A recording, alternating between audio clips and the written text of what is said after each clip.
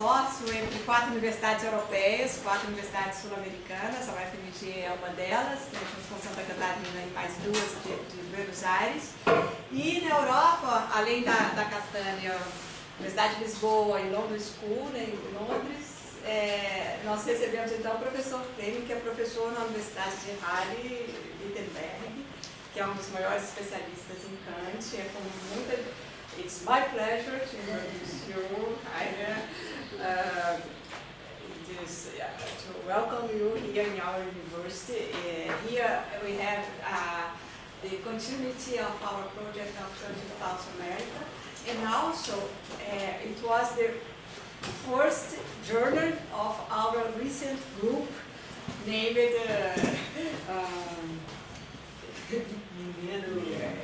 Grupo Mineiro de Pesquisa em Filosofia Kantiana. Então é com muito prazer que eu recebo também os colegas da Universidade de Lavras, João Emanuele, e também da Universidade de São João del Rei, o Bruno Cunha. Então, esse é o nosso primeiro encontro, e a ideia dessa jornada era de realmente a gente agregar os pesquisadores que fazem parte, que estão, pesquisadores sobre a filosofia kantiana que estão em Minas Gerais.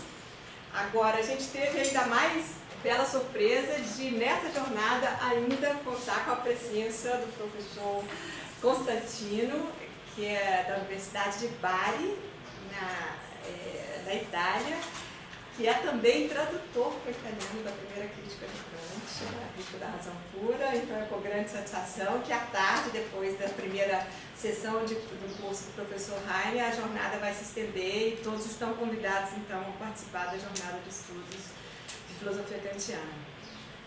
Thank you very much for coming, and let's begin. Okay, thank you very much for your kind introduction, and thank you for your kind reception here to Patricia, Georgia and Eugenia, and to everybody else. So I'm glad that I have the opportunity to talk with you about Kant's Doctrine of Right, which will be the case in the next 4 days.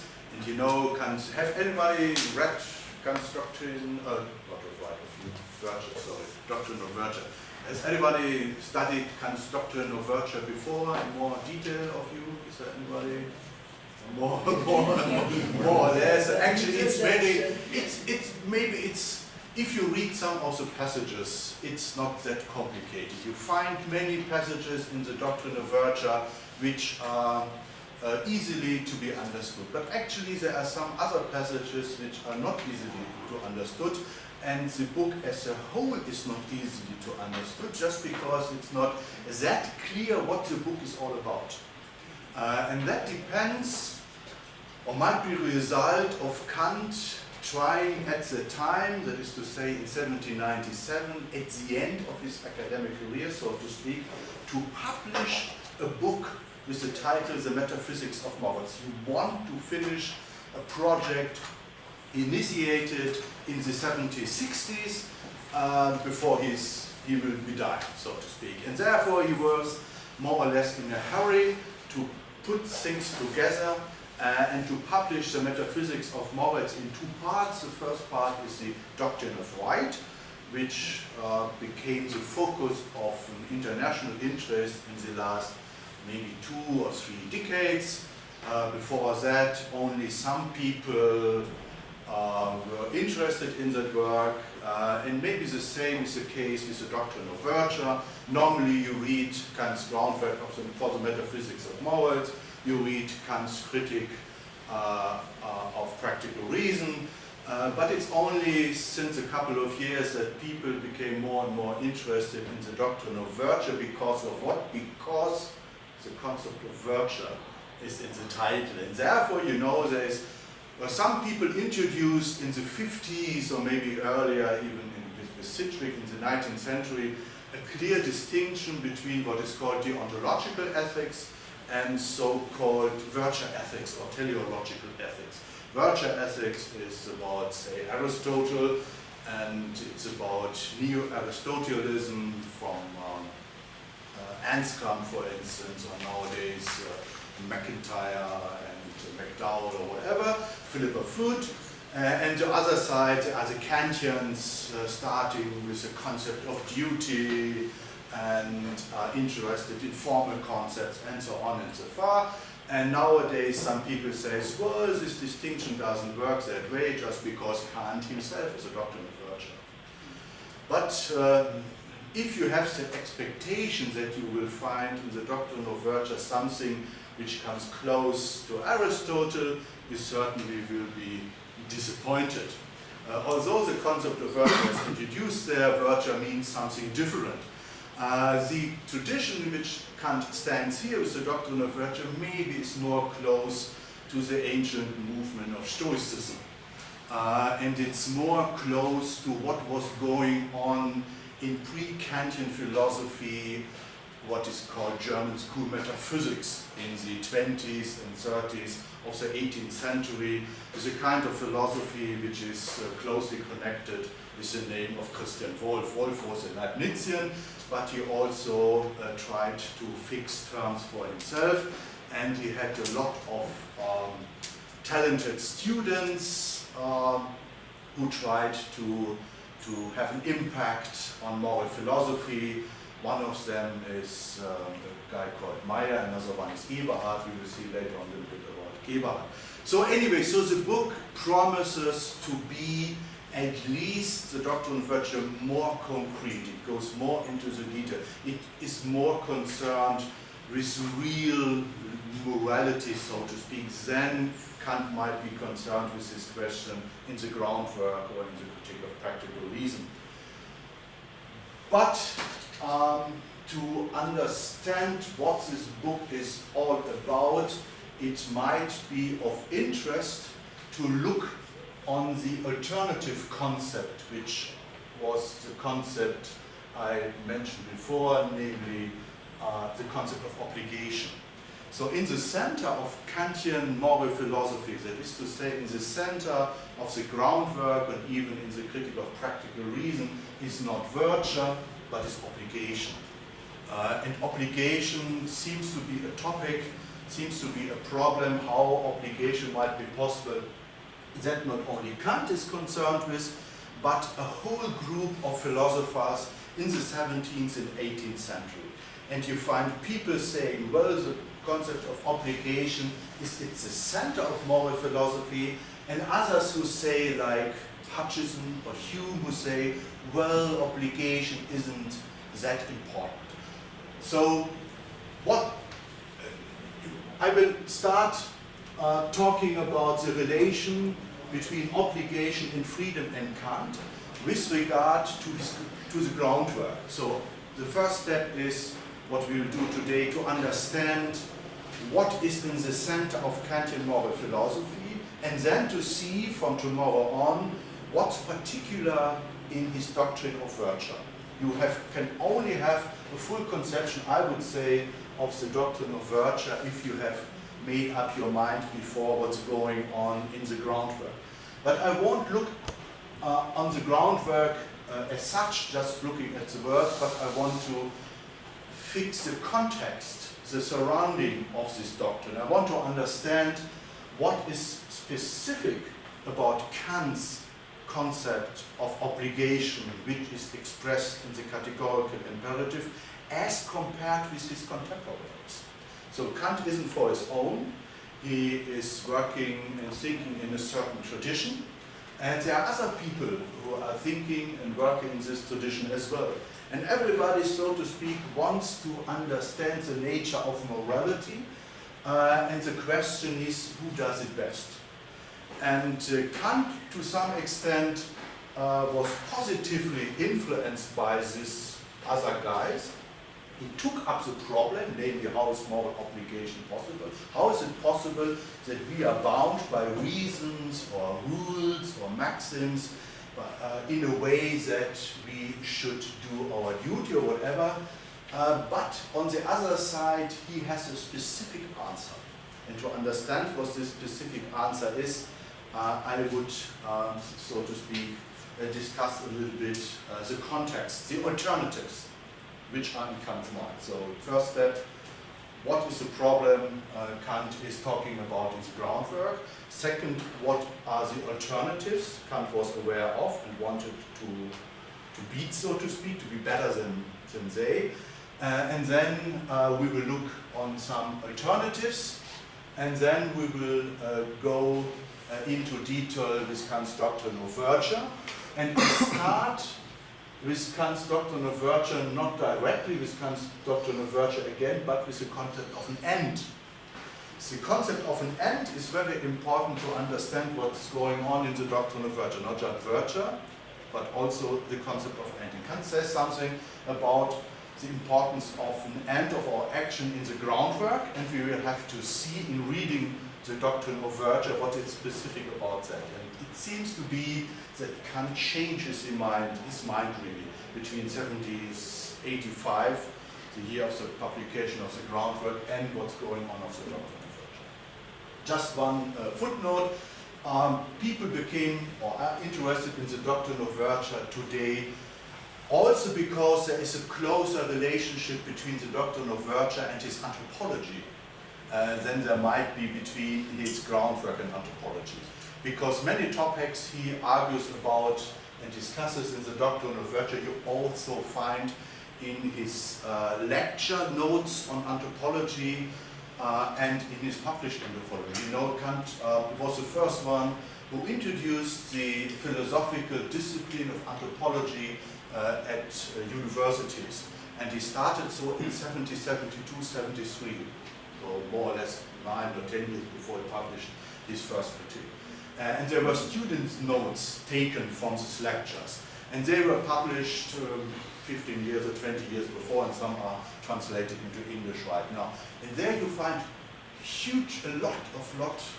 many materials, lot of materials you do not find in his published works. He's talking about characters of people, nations, he's talking about philosophy of history, of enlightenment, of prejudices of people, and so on and so forth. So this is real material, how people really are, so to speak, and what you can expect going to different countries and so on and so forth. And the doctrine of virtue takes up more of this material, as you will find Kant taking up the material in his other published works. So there are two interests in the doctrine, main interests, or maybe three main interests in the doctrine of virtue. The first one is to understand what Kant metaphysics of morals is all about. And there is a kind of disappointment, because if you look into the subtitle of this book, you will see that the main title is the Metaphysics of Morals, but the subtitle is not Metaphysics of Morals, but, as they say, Metaphysical First Principles of the Doctrine of Virtue. First Principles of the Doctrine of Virtue. It's not the metaphysics, it's about first principles. And to understand what that means really takes you maybe a long time to understand, because my impression is it's not a good book. It's not a good book because it's not smart composed. You see somebody who's in a hurry, he knows maybe tomorrow he goes to eternity or whatever, and then he puts things together. And sometimes you find an argumentation which breaks abruptly, and then he starts another one, and so on and so forth. So it doesn't mean that you don't understand anything, of course, but it's not really a good composed book. You know, he was not thinking about that, say, for 2 years and saying, oh, page, like change the page a little bit and so on. So he was in a hurry, like you always do. That's the first interest. The second interest is Doctrine of Virtue, what is virtue all about? And the third one is, gives this book a clue how Kant's abstract theory of the categorical imperative might be melted down to real human practices. So my friend Robert Loden is interested in that. He's not interested, for instance, in abstract notions of obligation and the moral law. He's more interested in what's going on in real human moral practices, so to speak. And there you find a lot of material here, so to speak. Okay, so today I will talk most of the time. From tomorrow on, I hope I won't talk so much. Then it's up to you to explain to me what the Doctrine of Virtue is all about. That is to say, we will then have a close look into the text and you have, I think, the program distributed. No, not yet. But I'm sure that it will be done very quickly. In Germany, you will be punished for not doing so. No, I won't give you a lecture tomorrow. We start tomorrow with the introduction to the metaphysics of morals. And some of the topics we will discuss today, you find there as well, but with differences. It's of course not possible to do the whole metaphysics, doctrine of virtue in 4 days or whatever. Maybe you can take one whole year, you can do 2 courses on it, or maybe 1 course, 30 hours or whatever to have the first impression. So it's up to you to make me smarter starting tomorrow. So you need the text and you need to have read it before, otherwise we will do a Buddhist seminar. You know what a Buddhist seminar is? A Buddhist seminar is a seminar in which nobody speaks and talks.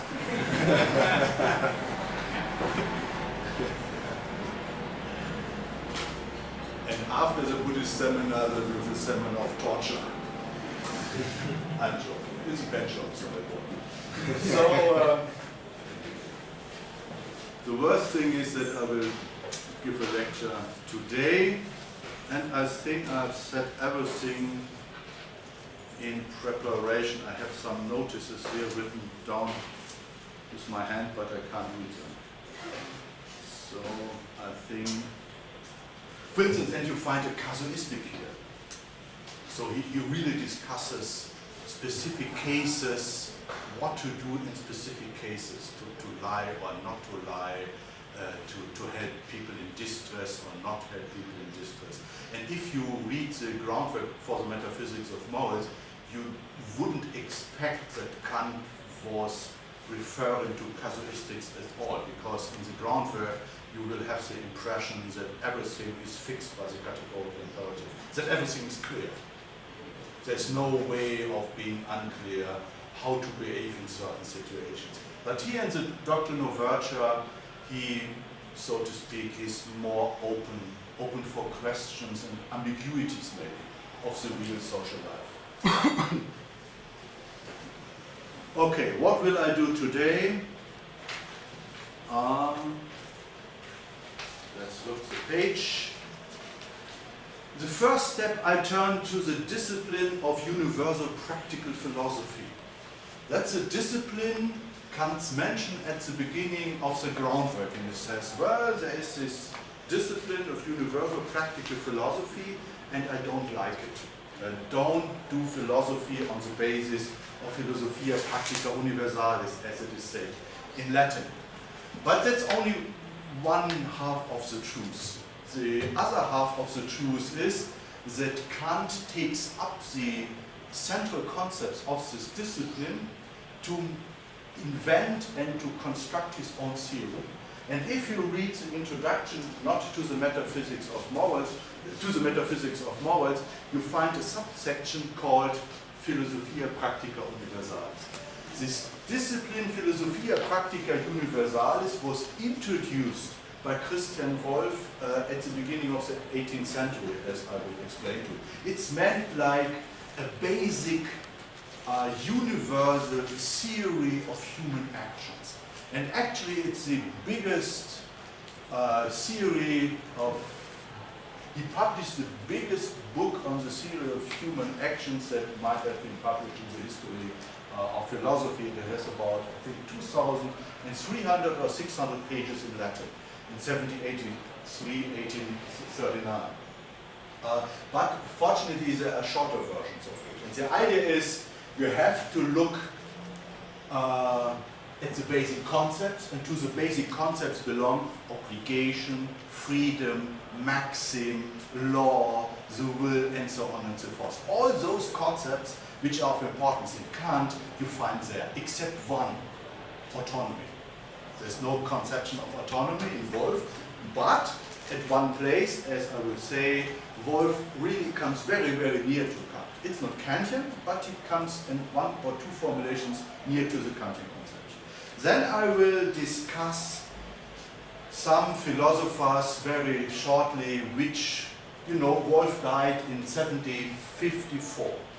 And even before that, people had the impression that the Wolffian rationalist conception of philosophy and human action and morality is not really up to the top. It could be better.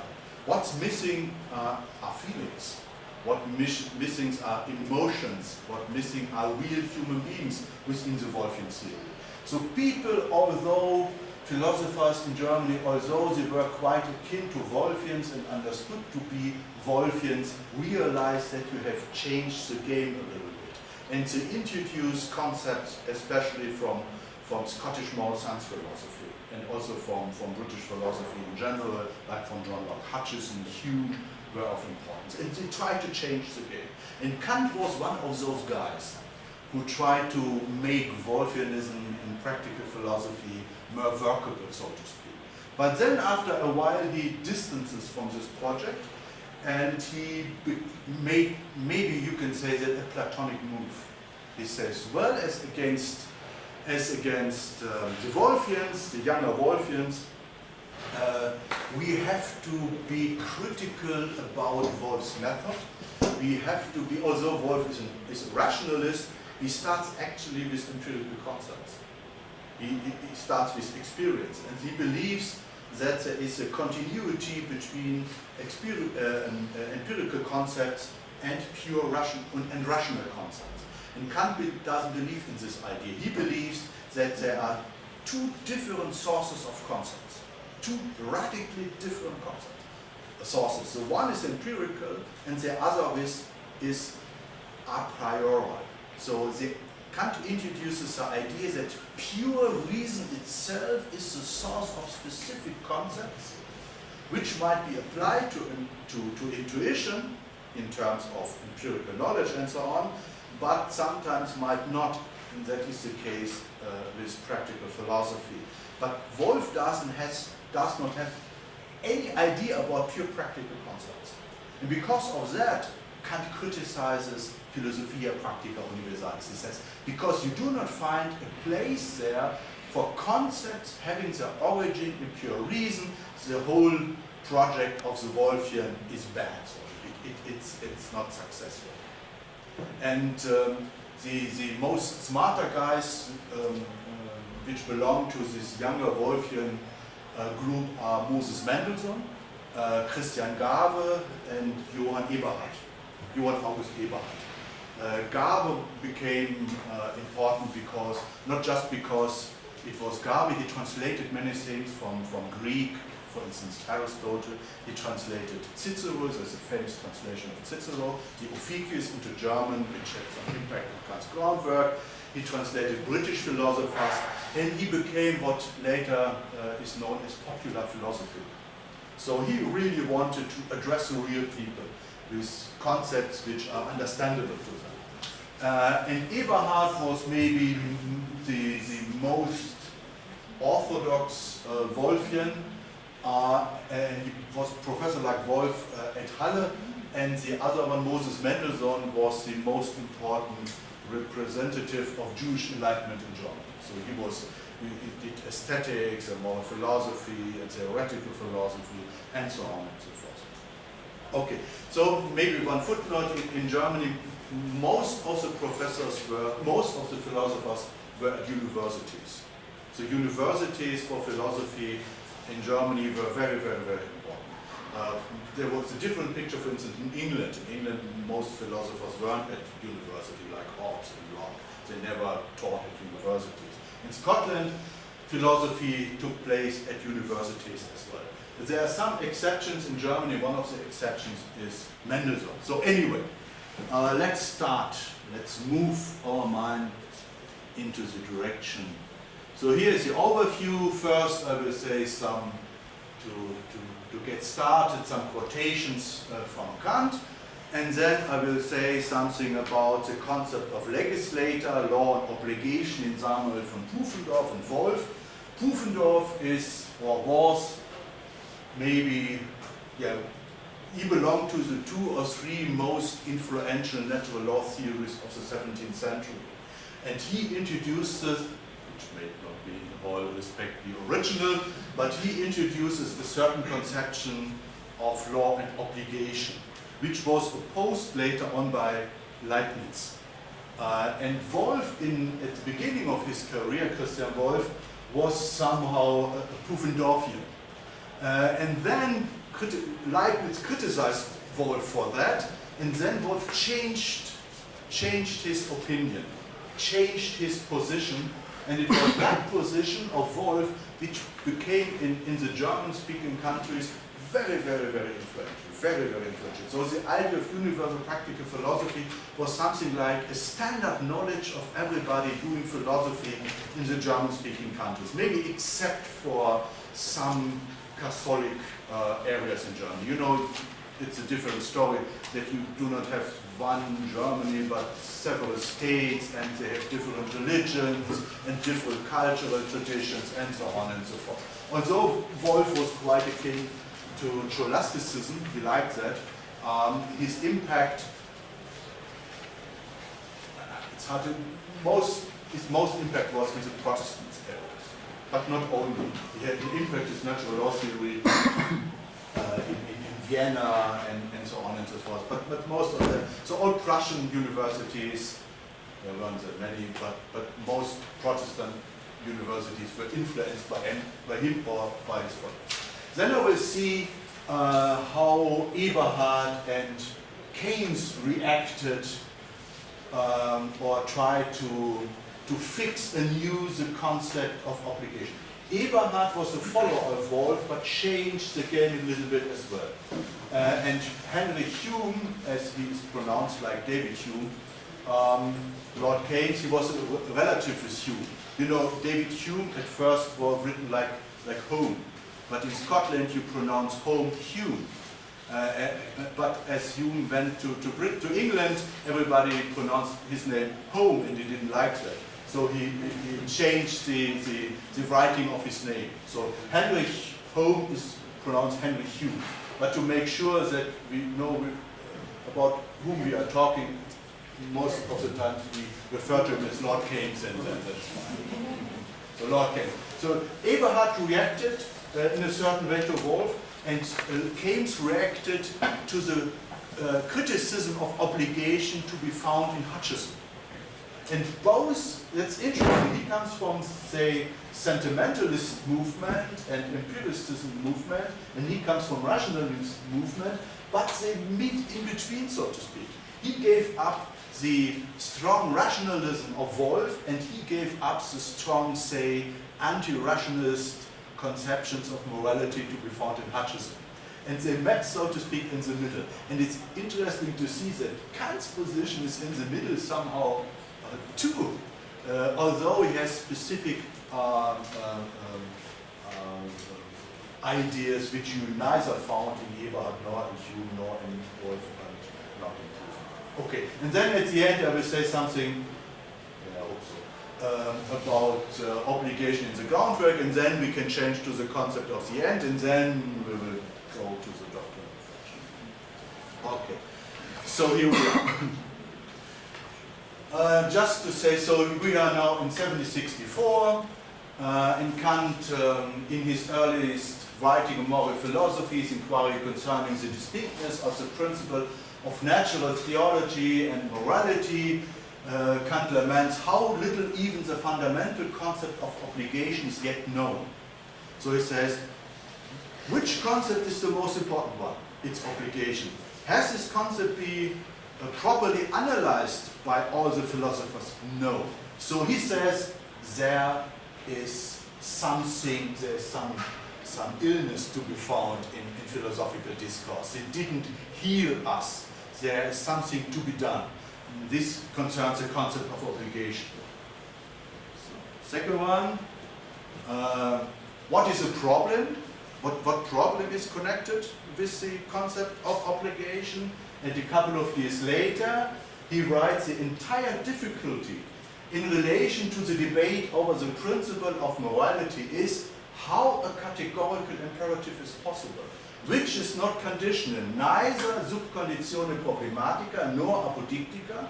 Such an imperative says what is originally primitively good. So the idea is we need to answer the question how a categorical imperative is possible. And what is a categorical imperative all about? It's all about obligation. It says that your will is bound in a certain way to determine itself. That's obligation. That you have free will. Everybody talks about free will. Wolf talks about free will, Pufendorf talks about free will, Leibniz talks about free will, Kant talks about free will, Crusius, another guy, I will say something about later. Everybody talks about free will, but what it means to have a free will, what the concept of freedom means, that's a matter of debate, so to speak.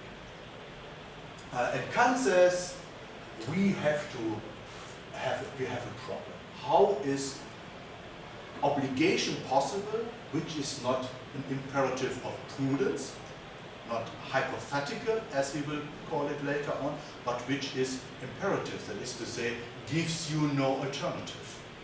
You shall not lie, and this is expressed as a duty to you through the categorical imperative. There's no way of saying, oh, man, I know I shouldn't lie, but maybe today, in this situation, maybe today because it's me and, the situation is so harsh and, the bloody neighbor and so on, I don't know. So this is the idea. That there is a distinction between different kinds of imperative is no news to readers of Kant, because you find that in other philosophers as well. But the way in which Kant describes the problem is important. That he talks about, that he uses the word, thank you, categorical imperative is a new, whatever. Next one. In 1783, this is on a reflection he wrote down in 1783. He says, what is the main problem of moral philosophy? What's the main problem? If you would go on the street, in Germany at least, ask people who have some concepts of thinking about that, you would say, maybe it's a good life. How to become happy. That's the main stuff. Moral philosophy should show me how I can have a good life. What is Kant's answer? He says, moralists have long seen that the principle of happiness can never provide a pure science of morals, but only a doctrine of prudence. He says, that's not good. It's not about happiness in the first rate. It's not about happiness, and that it is not about happiness is seen by many others. He doesn't mention the names of those who have seen that already. So okay, he says, I'm not alone, there are others. And that the moral imperative must be unconditional. You find something like that, maybe Crusius. He was a professor at Leipzig University. Crusius, he was the main critic of Wolf and the Leibnizians. So they have two big, in a nutshell, two big schools before Kant in Germany. The one is a Crusian one, he's akin to pietism, and he has a certain conception of free will, which comes akin to what Luis de Molina in scholasticism, Spanish scholasticism says, and Luis de Molina is criticized by Leibniz in his theodicy, in his theodicy. So whatever, this concept of free will means the following thing. Crusius says, freedom means the following. You can imagine that there are subjects, creatures, who have the freedom to the good, but not the freedom to the bad. Imagine a world of gods or of holy beings. Then freedom means that you can choose a good action out of a class of good actions. So if I would be perfectly good, then I have the freedom to do something good to Virginia or to Patricia or to Bruno, to whatever, but I have not the freedom to harm them. Because I'm good, because it's my essence, my essentia. I cannot do which is contradictory to my nature. So if I'm good in essentia, so to speak, I cannot do something bad, but I'm free, I can choose.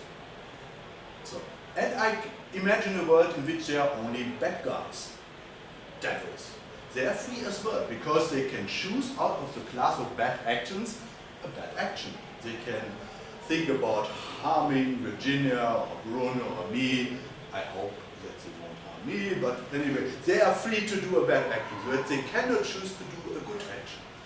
And then Crusius says they are human beings. And human beings have not only the freedom to choose out an action out of the class of good actions, and not only the freedom, but also the freedom to choose an action out of the class of bad actions. They can choose between good and bad actions.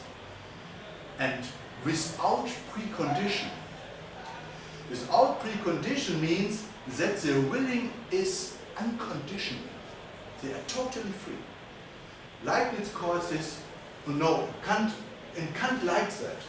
He says the categorical imperative wants you to do the good action, but it leaves you the freedom to do the bad. And this is opposed to the Wolffian and Leibnizian picture, because the Wolffian and Leibnizian picture of action and free will means that if you have realized something to be good for you, your will is be determined by this conception of the good. So there's no way that you can do something which you conceive as being bad for you. That would be irrational. That would mean that the principle of sufficient reason doesn't work. So the principle which means that for everything there is a good reason why it is and rather not. And this is a watershed, so to speak, between two different groups of philosophers. One says, oh yes, there is this kind of freedom to the good as to the bad, and the other says, no, there isn't. And Kant seems to be in some way to be with Crusius and against the Wolffians. Because Kant never says that you as a human being, if you have knowledge of the moral law, will with necessity follow the moral law. But you can do the bad thing. You can give excuses. You can say, I know I shouldn't have lied, but you know I was weak and there was my wife and I was hungry, whatever. Doesn't happen. So okay, the question now is how a categorical imperative is possible. Whoever solves this problem has found the true principle of morality. This is the prize question, so to speak. Who answers it will be the king of practical philosophy. No Aristotle, no Thomas, nobody answered that before, but me, Immanuel Kant. I am going to do that. I will present the solution very soon. That's his ambition, you see. The ambition is to describe a problem for the first time correctly, which is already something hard to do, and secondly, to give an answer to this problem, to solve the problem. And it's me, 1783. And he wrote down the groundwork of the metaphysics of morals in 1 year later, 84. So it was finished in 84 and it was published in 85. It was written down at the same time as he wrote his essay on enlightenment. So, next one. Which method do we have to apply to solve the problem? No answer without the method. You have to describe the way in which the problem might be solved. And this is from the groundwork.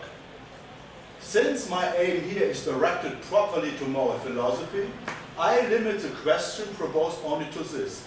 Is it not thought to be of the utmost necessity to work out for once a pure moral philosophy? Pure moral philosophy is an expression you do not find before Kant. I don't know that. Maybe there is some strange philosopher at the end of the world who uses it, I don't know. Completely cleans of everything that may be only empirical and that belongs to anthropology. So don't care about anthropology. Don't care about empirical psychology. No, that's wrong. Care about it, but don't believe that you will find an answer there to the decisive question about the possibility of it. For that there must be such a philosophy is clear of itself from the common idea of duty and of the moral laws. So his idea is, I do not invent morality.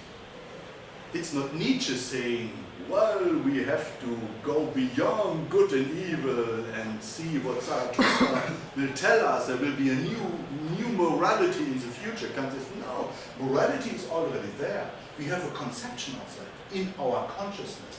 but our conception is not clear, it's dark, it's not distinct enough, and therefore we need to find the proper concepts of duty and of moral laws. Moral laws means, moral law is a quite easy expression. It means a rule which is valid necessarily. It's just a rule. So the belief is that and he shares this belief with Wolf and Crucis and all other guys. The belief is, here is a subject, a human being, and human beings have a free will and they have rationality. And as such, that means that the free will, because it has rationality comes in, they do not act like wantons in Harry Frankfurt, but they act like, they act on concepts. And acting on concepts means acting on something which is general. So they are not looking just on the end of their actions, they are using general concepts. And general concepts put together result in rules. So actually, although you might not be aware of that, you as a rational subject act on rules, Kant would say. You can rationalize your actions in terms of rules. And if there are rules which, so to speak, bound your will with necessity, then they are called moral laws. That's a moral law. So law comes always with necessity. Like in Newton. Newtonian laws are not probable laws, at least not the basic mechanical laws. They come with necessity. Whatever will be the case in the world will be determined by necessary valid laws. So these laws are, although they are valid necessarily, laws of freedom, of free will.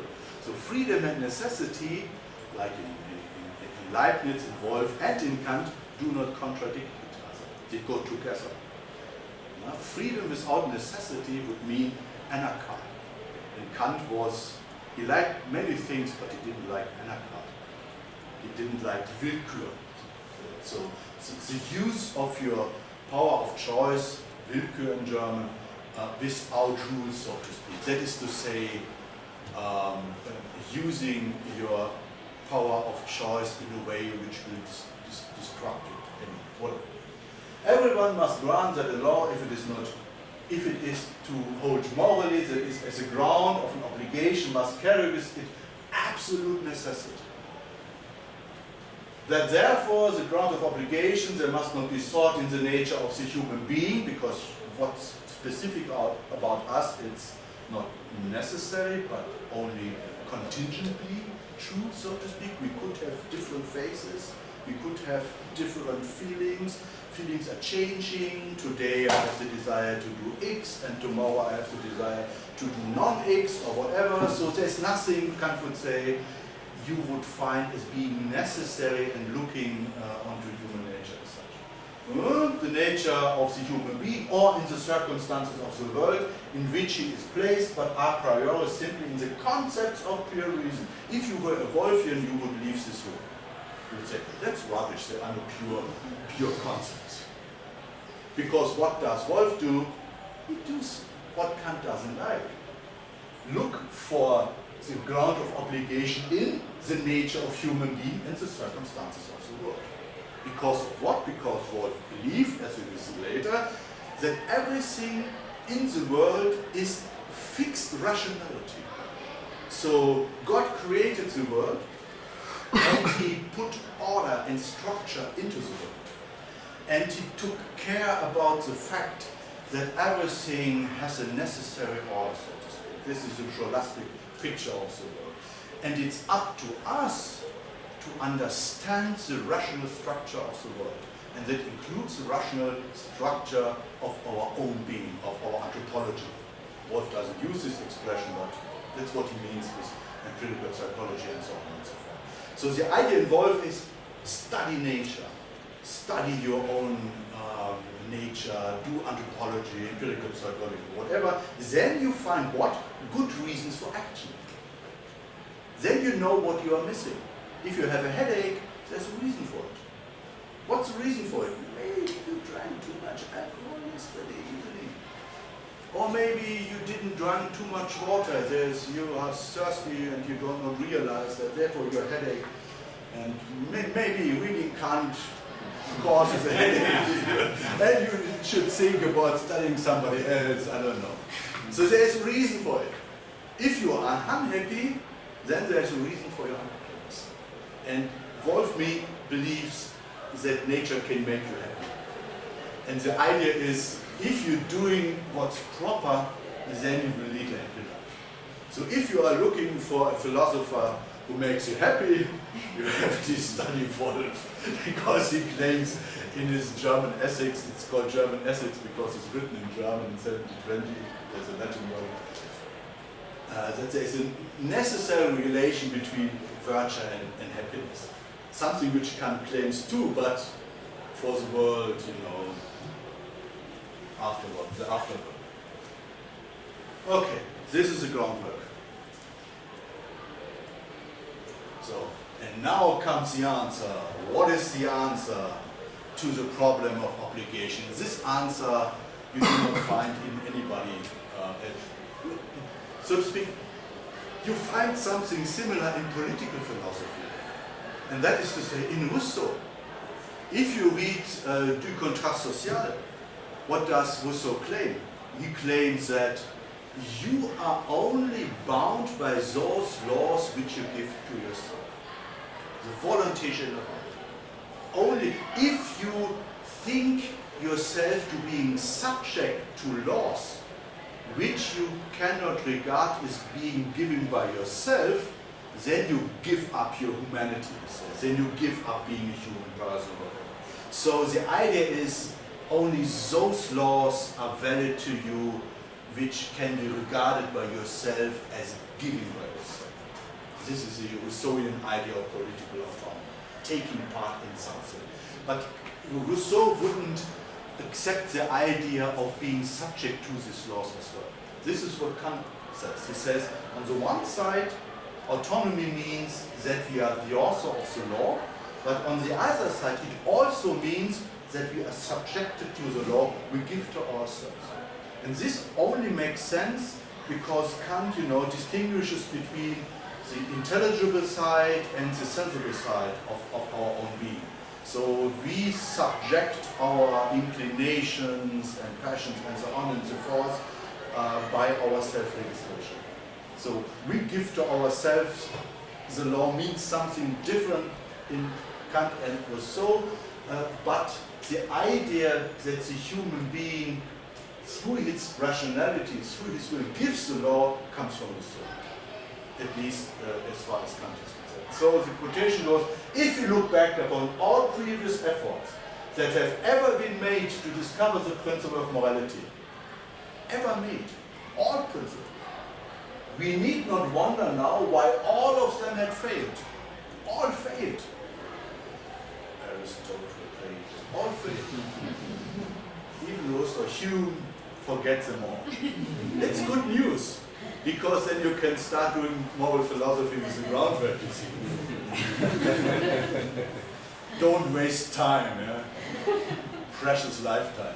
It was seen that the human being is bound to laws by his duty.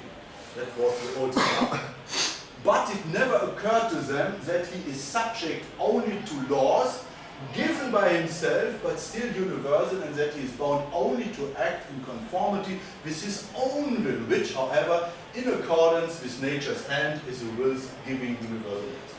This is the good news. The good news is we give the law to ourselves, and we can do that. And in doing so, we express our proper self, so to speak. It's all about us. It's all about our freedom, but not anarchistic, anarchical freedom, but freedom which is under the law. Because the idea is, without the law, freedom destroys itself. This becomes very obvious and sensible in the political world. Because in the political world, in the state, you need to have laws which make possible the freedom of the one and the freedom of the other. Because if you exclude people from so to speak, political partaking, then there will be a contradiction between them and you. So the idea is you need to imagine moral philosophy to be about laws which gives everybody a share in freedom. That's the idea. And this only works with the idea of the categorical approach.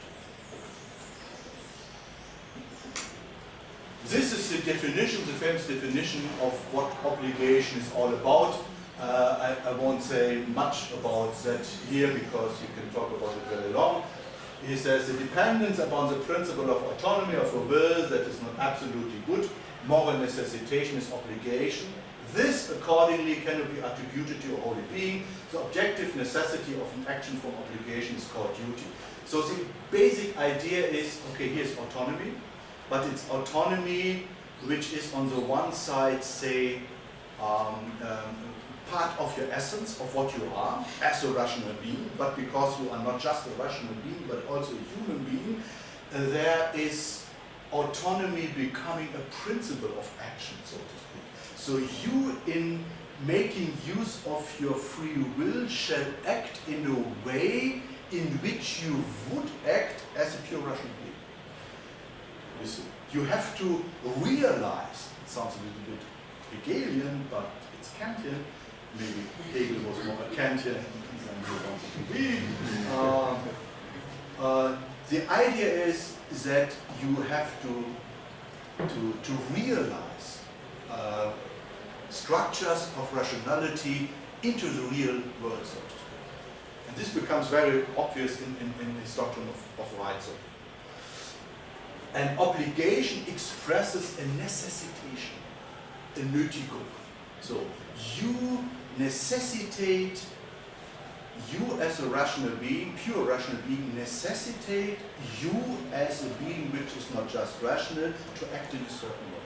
You accept the rational constraint as being decisive for your action, so to speak. That's the idea.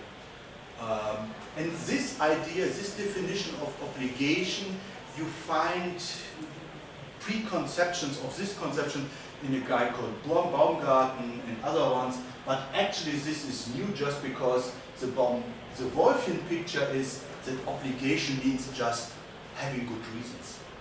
There's no necessitation, so having good reasons. And this concept, the Wolffian conception, as we will see later, of obligation is so general that you can apply this conception or this understanding of obligation also to Hume, for instance, or to modern naturalistic theories of action, because it just means having good reasons for action. It doesn't come with necessitation, because there is no difference to Wolff between reason and the will, because the will always follow what reason gives you, so to speak, presents to you as good reason. There's no distinction between them. You can, of course, have a misconception of what is good for you. You might mean that drinking alcohol is good for you, but in the end it isn't. But in the situation you are going to drink it, you have a conception of drinking alcohol as being good to you. Maybe it's good. And there is a distinction between obligation and duty. So what is duty? Duty is an action. It's always an action. It's what follows from your obligation. Duties are real actions you are obliged to do. This is the standard definition of what a duty is. It has, normally people doing moral philosophy think of duty in the Kantian sense as something which you do not want to do and whatever. But actually the general meaning which Kant took over here is duty being the action for which you have good reasons, which you are obliged to do. And here in Kant it comes additionally to the picture the idea of being necessitated. But you are the necessitator of yourself. The duty just means involved having those actions which you have good reasons for doing. That's a duty. And this conception of duty is so general that you can even apply it to maybe some new Aristotelian pictures of action. Because in the Aristotelian action, ens camp or foot or whatever, you of course have a difference between good and bad actions. And Wolff would say, oh, if it is a good action, then it's a duty. It has nothing to do with the Kantian categorical imperative.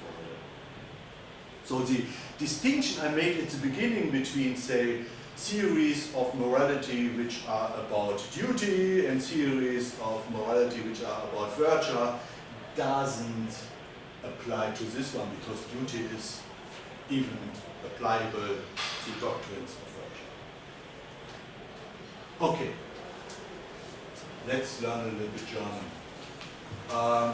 The Latin word obligatio and English obligation, you see the English just took over the Latin word, is translated in 18th century German as Verbindlichkeit, Verpflichtung oder Obliegenheit. Obliegenheit is very close to obligation, you see. It's not, you must know, at the beginning of the 18th century, there is no standard academic German. They just started at the end of the 17th century. And philosophers started to publish in German, not in Latin, maybe at the end of the 17th century and then at the beginning of the 18th century. There's a guy called Christian Thomasius who published in German, and especially Wolff. So Wolff's impact in Germany is so deep just because he was maybe the main philosopher who published his work for the first time in German, not in Latin. Therefore he has Latin words and German words. The idea behind is that you have to promote your native language to communicate with the normal people. Yeah, the normal people must be able to understand what's going on in science. And especially in jurisprudence, the normal people must understand what's going on in court. If they are going to court and somebody accuses them for something and so on and so forth, the paragraphs, the laws of jurisprudence must be written in German to make sure that people understand it. Therefore, German is introduced into the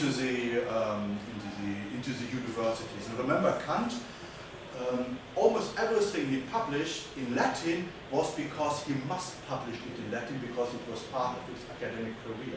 The most important one, the inaugural dissertation of 70, De Mundi Intelligibilis, Atque Sensibilis, Forma et Principiis, was written in Latin because it was a dissertation he wrote on the occasion of becoming a professor. And there the rule was, this must be in Latin, so it's something formal. But everything else is published in German. He didn't publish the Critic of Pure Reason in Latin, he did it in German. So this makes really a difference. Okay, so now the idea is, because the German language is not so rich, you have to invent new words for Latin expressions. And then the question is, what words to invent? And Wolff was good in inventing new words. For instance, the German word Bewusstsein was invented by him. Bewusstsein, Selbstbewusstsein, introduced by Wolff into the discussion. And I think he even introduced Verbindlichkeit and Verpflichtung as being German. Mendelssohn, for instance, sometimes uses Obliegenheit. And Kant, at one or two places, uses obliegen as well. You can use that even today, a little bit old-fashioned, or as a word, you can say that a little bit. But verbind, yeah. So anyway, whereas Verbindung, which is the original German, has a descriptive meaning. Verbindlichkeit is like Verpflichtung or Obliegenheit, clearly normative. So if you use the word Verbindlichkeit or Verpflichtung, it is not just descriptive, but it's normative. So it's a normative expression. You are bound to do something, and this is expressed. Verbindlichkeit refers to a sort of its normativity. Verbindung as such does not just because it expresses a matter of fact. You can forget that. An action following from an obligation is called Pflicht, in Latin officio. The Latin is obligatio and officio. The offici is, by Cicero or Cicerone, is, so to speak, about actions which we are bound to do or not to do. This is a basic distinction, officio and obligation. So Kant's theory of a duty is the theory of actions we are bound to do. But actually it's more, at first time it's a theory of obligation. It's a theory about the question, what is the ground or the source of our being bound by the moral law? It's pure reason itself. Okay, that was just... Okay, now we start with the first, everything was introductory. Maybe I start, these are two guys, this is Pufendorf, the other ones like Wolf, they look all the same because of the, this fashion at that time. The stomach is more or less big, that's a difference. So the concept of obligation, that is of importance, has its origin in Roman corpus juris civilis, that is to mean it's a juridical term. It comes from the jurists from ancient time, where it is defined as a fetter of the law, vinculum juris. In modern natural law, it was elevated to the status of a normative, foundational concept of all human actions. And that's new. And that started a little bit, maybe with Spanish scholasticism, and for us it's Pufendorf who is of importance here. In this context, the concept not only concerns the question of under what conditions an action can be required of a human being as a duty, rather it also concerns placing the human being itself in a position to determine its free will on the basis of insight into the binding power of the law. The human being desires to know why he is bound to obey the natural, divine, and human law. That's the modernity about this concept. It's about people who ask, what's the ground of my duty to obey the law? Why shall I obey the law? And this question is answered with the concept of obligation. And this question wouldn't be asked maybe by people in the medieval times, to put it in a nutshell. They would say, okay, because the legislator demands it, I will do it. But in modern times, people are the situation becomes more complex. There's put more rationality into the juridical system and so on and so forth. And there are three different kinds of laws you have to distinguish. The juridical law, the natural law, the divine law, and the human law. And the human law is the law invented by the legislator. The divine law, of course, is the law given by God, and the natural law is given by God or not by God, it depends. So these are three different types of laws you can distinguish. The human, because human beings now want to get insight into why they are bound to follow the law, one can claim that obligation becomes the central or one of the central concepts of Enlightenment philosophy, because it's all about why we should follow rules or not follow rules, where we are bound by arguments, and so on and so forth. Of particular importance for the progression of the debates at the time were the writings of Pufendorf. Pufendorf claims in 1673 that we have to distinguish between the law of God and the law of man, only two different laws. In both cases, the binding force of the law is based on the existence of a ruler who binds human beings to perform particular actions through the law. What does it mean? The law is the norm through which a superior obliges one that is subject to him to accommodate his actions to the directions prescribed therein. So the law is the means through which a superior directs the will of the other. If the law is perfect, it consists of two parts. One, the precept, whereby it is directed what is to be done or omitted. The other, the sanction, wherein is declared what punishment he shall incur who neglects to do what is commanded or attempts that which is prohibited. So this is the idea. The laws always come with content. They have to be clear about what your duties are and with sanctions. Obligation is constituted through sanctions. If you don't follow the law, you'll go in jail. If you're bad, you will be executed, or you have to pay a fee or whatever. So without sanctions, the law doesn't mean anything. If you have a government who gives you the law but had not the power to sanction you, you will say, oh well, I don't care about the law.